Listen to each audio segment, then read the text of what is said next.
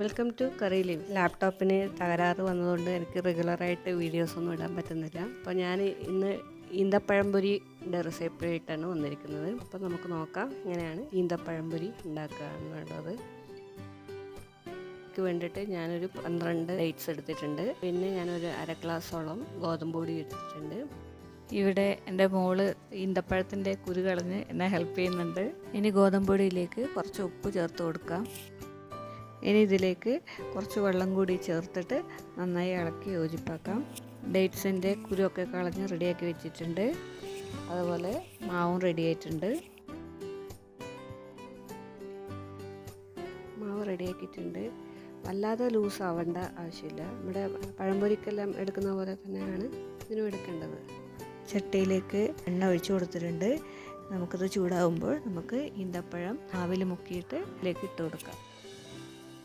ഒരു ഈന്തപ്പഴത്തെ ഞാൻ 2 പാർട്ടാക്കിയിട്ടാണ് മാവിലേക്ക് ഇടുന്നത്.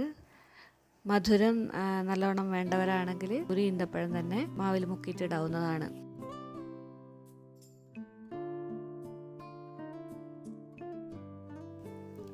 ഒരു സൈഡ് വെന്ത് കഴിഞ്ഞാൽ നമുക്കത് മറിച്ചിട്ട് കൊടുക്കാം.